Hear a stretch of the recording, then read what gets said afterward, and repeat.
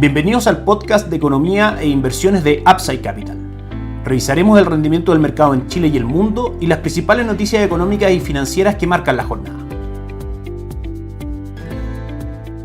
Muy buenos días, ¿cómo están ustedes? Jueves 15 de diciembre de 2022, soy Ramiro Galeano, fundador de Upside Capital. Les doy la bienvenida a otra edición más de mercados en Upside Capital. El día de ayer el IPSA, el principal índice accionario de Chile, cerró en 5.206 puntos, cayendo un 0.39%. Recordemos que durante el año el IPSA lleva un retorno de un 20.84%. Nuestra recomendación de inversión respecto a tomar posiciones en el mercado local es a través del fondo mutuo Itaú Toesca Chile Equities, al cual por supuesto nuestros clientes pueden acceder mediante Upside Capital, que lleva un retorno del 27.45%, es decir, supera el retorno del índice un 7%, un fondo bastante bien administrado, muy bien diversificado y con excelentes retornos que por supuesto recomendamos para ustedes. El dólar ayer cerró en 873,50, subiendo 14 pesos, principalmente impulsado por las noticias que recibimos desde la Reserva Federal en Estados Unidos, que vamos a pasar a comentar en un segundo. El día de hoy el dólar mantiene el precio de cierre de ayer sin variaciones, 874 pesos marca hasta ahora en nuestras pantallas, tocando máximos del día en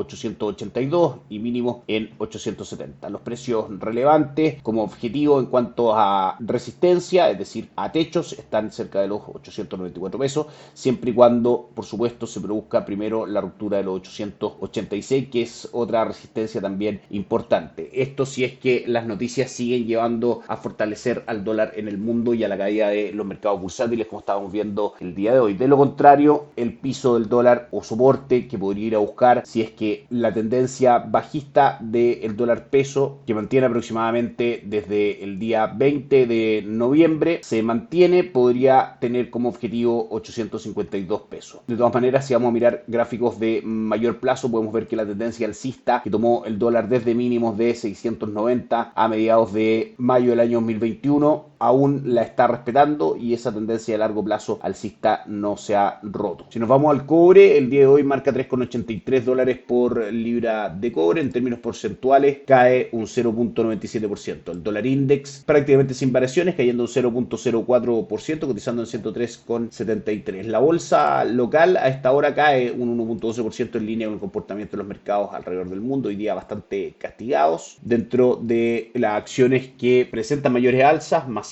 sube un 2.3%, la que más cae es Nitratos, que cae un 5.34%, y la más transada es Sokimich P, que cae un 3.9%. Ayer Wall Street presentó retornos negativos, el Dow Jones cayó un 0.42%, el S&P 500 cayó un 0.61% y el Nasdaq cayó un 0.76%. Sin lugar a dudas, la noticia principal fue la reunión de la Reserva Federal, su decisión de tasa de política monetaria, sus proyecciones macroeconómicas y la conferencia de prensa de Jerome Powell, su presidente, respecto a todos estos temas. En primera instancia, la decisión en sí misma fue un upside de 50 puntos base, en línea con lo que el mercado esperaba, dejando la tasa en el rango objetivo que estaba con las pretensiones del mercado entre el 4.25 y el 4.5%. Sin embargo, manifestó Jerome Powell que a la Reserva Federal todavía le queda camino por recorrer respecto a este proceso de alza de tasa, es decir, que debiésemos seguir viendo alzas de tasa, aunque en menor medida. Recordemos que las últimas 4 antes de esta habían sido 75 puntos base, debiésemos seguir viendo alzas de tasa entonces en Estados Unidos. Actualmente la tasa política monetaria quedó en el nivel más alto en 15 años. Jerome Powell entonces deja claro al mercado de que la estabilidad de precios requerirá probablemente de el mantenimiento de una política restrictiva durante algún tiempo y que la política monetaria en los niveles actuales aún no es suficientemente restrictiva. Y en el fondo lo que comunica es que van a haber mayores alzas de tasa de política monetaria. En cuanto a proyecciones macroeconómicas, aumentó la previsión de la media para la tasa de interés máxima en 2023. La aumentó a 5.1% desde el 4.6% que se había proyectado en el último informe del mes de septiembre. Si lo resumimos en 4 puntos, primero, la Reserva Federal deja claro que seguirá subiendo su tasa de política monetaria. Punto número 2, descartó que haya caídas durante el 2023, sino que el 2024 debiese mostrar ya alguna reducción de la tasa de política monetaria. Rebajó también sus expectativas de crecimiento para 2023 y para 2024 y revisó al alza sus expectativas de inflación, como decíamos, proyectando que el 2024 se acercará al 2.5%, cercano a la meta del 2% que esta se debiese cumplir el año 2025. Si revisamos el calendario económico, luego de los datos inflacionarios que conocimos el día martes, que como sabemos en Estados Unidos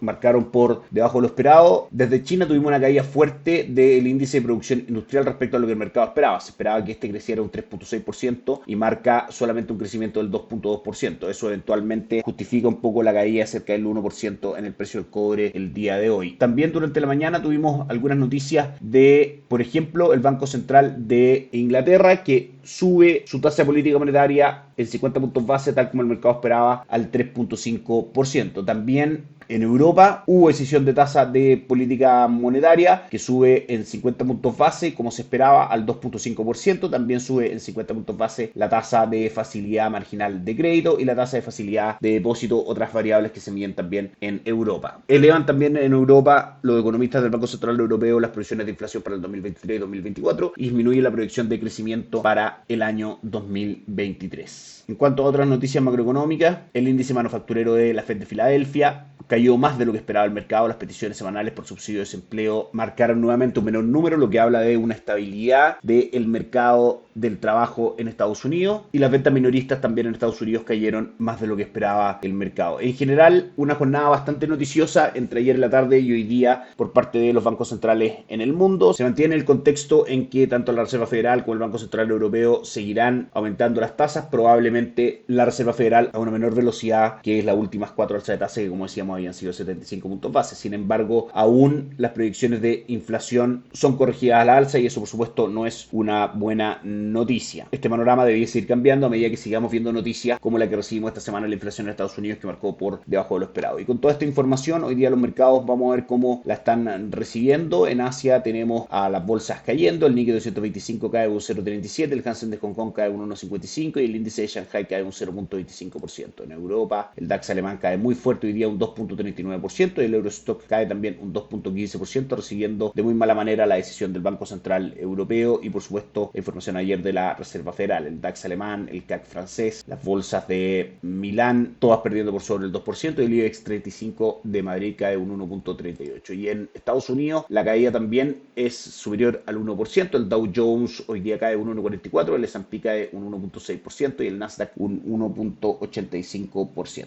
Correcciones naturales necesarias para mejorar los puntos de entrada, confiar en los fundamentales de largo plazo, en que la inflación ha tenido 5 meses de caída en Estados Unidos y eso eventualmente va a ayudar a que la Reserva Federal también esté atenta a los efectos negativos en cuanto al crecimiento de la economía de Estados Unidos y por supuesto los efectos que eso produzca en las personas. Que estén muy bien, tengan un excelente día. Eso es todo por hoy, nos encontramos mañana. Chao, chao. Gracias por escuchar el podcast de Economía e Inversiones de Upside Capital. Te invitamos a visitar nuestro sitio web www.upsidecap.cl y contactarnos para brindarte una asesoría objetiva, sin sesgo y con una mirada global para tus inversiones.